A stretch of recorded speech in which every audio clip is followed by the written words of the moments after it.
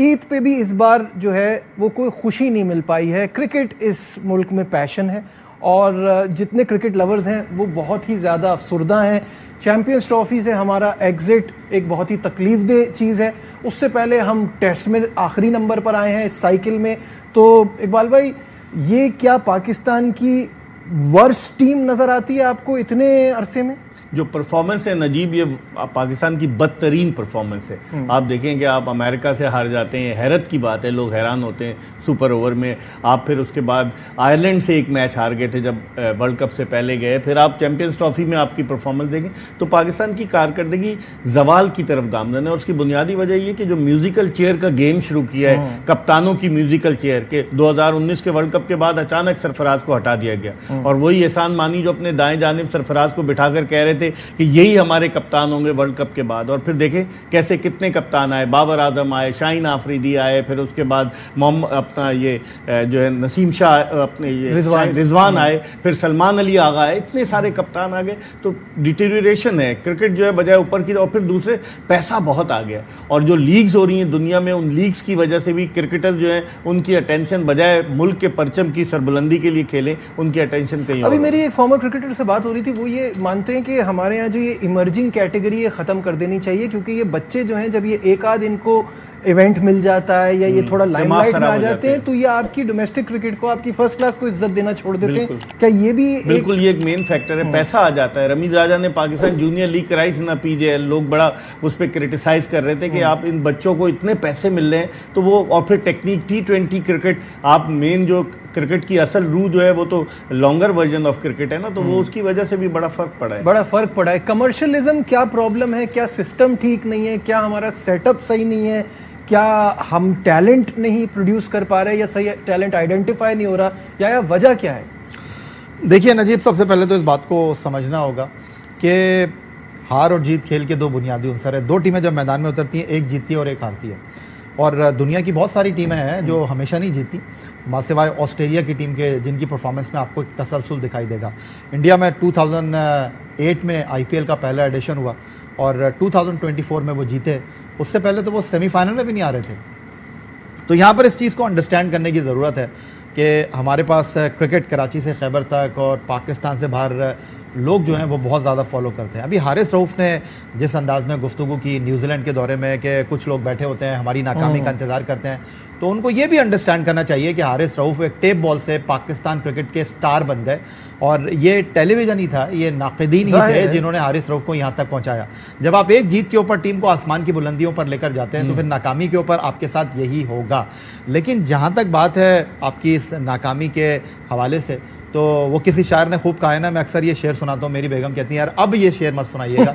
वो ये शो भी देखेंगी तो यही कहेंगे यार आपने फिर ये वाला शेर सुना दिया। आप वो मुकर्रर तो नहीं कहती? नहीं, तो मैं दो शेर सुनाऊंगा कि पाकिस्तान क्रिकेट के हवाले से अगर देखा जाए कि हम अभी कुछ दिन पहले ये बात हो रही थी कि जिस तरह ओलंपियंस पाकिस्तान हॉकी की तबाही के पीछे हैं, बिल्कुल, तो दिल के फपोले जल उठे सीने के दाग से, इस घर को आग लग गई घर के चिरास्ते। इस पाकिस्तान क्रिकेट बोर्ड की बैक सीट के ऊपर जितने लोग पाकिस्तान क्रिकेट बोर्ड के सरबरा को बता रहे हैं कि किस तरह चीज़ों को करना है या पाकिस्तान क्रिकेट के हेल्म ऑफ अफेयर्स को देख रहे हैं, वो सब नाकाम तरीन लोग हैं। अभी इकबाल बेग साहब ने बताया ये पाकिस्तान की चैंपियंस ट्रॉफी में बदतरीन कारकर्दगी नहीं है। पाकिस्तान की चैंपियंस ट्रॉफी में बदतरीन कारकर्दगी 2013 की चैंपियंस ट्रॉफी में थी, जहां मिसबाउल हक की क़यादत में पाकिस्तान तीनों मैच बुरी तरीके से हारा था। उस टूर्नामेंट में हम शाहिद आफरीदी को नहीं लेकर गए थे, जिस तरह यहाँ पर हम रो रहे थे कि एक स्पिनर टीम में होना चाहिए।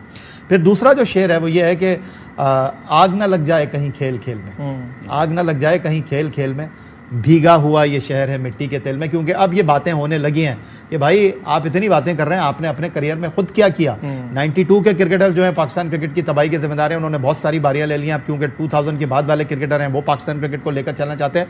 सिर्फ इसका बेहतर और आम सोल्यूशन जो है पाकिस्तान क्रिकेट का वही है कि आप अपनी डोमेस्टिक क्रिकेट पर फोकस करें। डोमेस्टिक क्रिकेट में आप इस बात को यकीनी बनाएं कि भाई डोमेस्टिक क्रिकेट में जो भी चेयरमैन आएगा वो खिलवाड़ नहीं करेगा पाकिस्तान क्रिकेट के साथ। जो डोमेस्टिक क्रिकेट का स्ट्रक्चर है उसको कंटिन्यू करेगा। पाकिस्तान का टॉप क्लास प्लेयर जो है, चाहे इंटरनेशनल एक्टिविटी हो, जिस तरह यूनुस, हफीज, ये आकर पाकिस्तान की डोमेस्टिक क्रिकेट खेलते थे, आपने 3 मैच मस्ट खेले। बिल्कुल सही है, डोमेस्टिक क्रिकेट को इज्जत देना बहुत ज़रूरी है और उस टाइम पे स्ट्राइक फोर्स ना बनाए, तो ये भी बहुत ज़रूरी है। बिल्कुल स्ट्राइक। तो शाहिद साहब, जो आपकी तरफ मैं आऊँगा, अभी आया ने कहा ना कि एक गेम होता है तो हार है और जीत है, लेकिन प्रॉब्लम ये है कि हमारी हार ना मुसलसल हो गई है।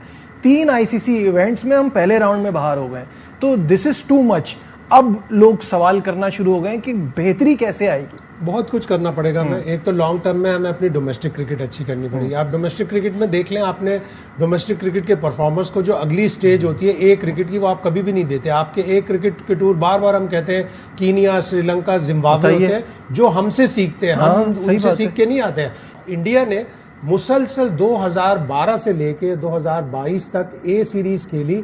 साउथ अफ्रीका, ऑस्ट्रेलिया और इंडिया ट्राई सीरीज खेलते थे। उनकी ए सीरीज से ही सारे प्लेयर निकल के आते हैं। वो अपनी एकेडमीज में 150 अंडर 19 के प्लेयर सेलेक्ट करते हैं और 1.5 साल में उन 150 में से 20 क्रिकेटर्स निकलते हैं जो अंडर 19 वर्ल्ड कप में हिस्सा लेते हैं। लेकिन वो साथ साथ ये कह देते हैं कि हमारा मकसद अंडर 19 वर्ल्ड कप में कप नहीं जीतना, हमारा मकसद है इन प्लेयरों को ग्रूम करके रिप्लेसमेंट प्लेयर बनाना नेशनल टीम के लिए। उनके पास एक एक प्लेयर के 3-3 सब्सटीट्यूट होते हैं। हमारे पास एक शाहीन शाह अफरीदी अनफिट हो जाता है तो हम लेफ्ट आर्म फास्ट बॉलर ढूंढते हैं कि हमारे पास लेफ्ट आर्म फास्ट बॉलर नहीं है। हम अपने प्लेयरों को ग्रूम नहीं करते प्रॉपरली। तो हमें लॉन्गर टर्म में अपने प्लेयरों को ग्रूम करना है और शॉर्टर टर्म में हमें अपनी टीम को ये सिखाना है कि हमने इंटरनेशनल क्रिकेट किस तरह से खेलनी है। हमारी हॉकी, जो अभी जैसे ये आया तस्करा कर रहे थे, हमारी हॉकी को हॉकी के प्लेयरों ने भी नुकसान पहुंचाया और एक रिजिड पॉलिसी कि हम तो ग्रास के चैंपियन थे, हम एस्ट्रोटर्फ की फिटनेस और एस्ट्रोटर्फ की फिटनेस पे क्यों जाएं, उसकी क्वालिटी पे क्यों जाएं, उसकी स्टाइल ऑफ प्ले पे क्यों जाएं। अगर आपने T20 क्रिकेट में इंटरनेशनल स्टाइल ऑफ प्ले नहीं अपनाया तो आपका हाल क्रिकेट का वही हाल होगा जो आपका हॉकी का हुआ है। तो आपको लॉन्गर फॉर्मेट में डोमेस्टिक क्रिकेट को, आप एक साहबजादा फरहान की मिसाल देख लें। रेड बॉल में उसका 45 का एवरेज है फर्स्ट क्लास में, व्हाइट बॉल में 42 का एवरेज है लिस्ट ए में, 33 उसका T20 का एवरेज है। पिछले 4 साल से वो नेशनल T20 का टॉप स्कोरर है। लेकिन उसको मौका कैसे मिलता है? 3 मैच बाहर, अब 2 मैच मिले 5वें और 7वें नंबर पे। 2024 में 2 मैच मिले, एक मैच में 5वें नंबर पे, एक मैच में 7वें नंबर पे। आप अपने डोमेस्टिक क्रिकेटर को थोड़ी सी तो इज्जत दो। उसका जितना हक व्हाइट बॉल में बनता है उतना ही रेड बॉल में भी बनता है। रेड बॉल में भी वो कायद-ए-आज़म ट्रॉफी की टॉप 5 में हमेशा शामिल होता है। तो आप जब तक अपने प्लेयरों को प्रॉपरली ग्रूम नहीं करोगे, आप इंडिया का ब्लूप्रिंट देखो, इंडिया का स्टाइल मंगाओ। ये जरूरी नहीं है कि आपके रकीब रूसिया हैं तो आपके खुदा ना खास्ता कोई प्रॉब्लम है आपको उनके साथ, उनका सिस्टम मंगाए। उनके प्लेयरों की सिंसियरिटी जिस तरह की है सीनियर प्लेयरों की, वो फॉलो करें आ जाए। बिल्कुल। लेकिन मैं हॉकी की बात करूं, जिस तरह हॉकी में ओलंपियन ने तो नुकसान पहुंचाया, लेकिन वो लोग जो चोर दरवाजे से आ जाते हैं, जो हॉकी के हेल्म ऑफ अफेयर्स पर, आप देखें कितनी बदनामी है। अजलान शाह कप में उन्होंने पाकिस्तान को इसलिए शामिल नहीं किया कि पाकिस्तान को उनके कुछ पैसे देने।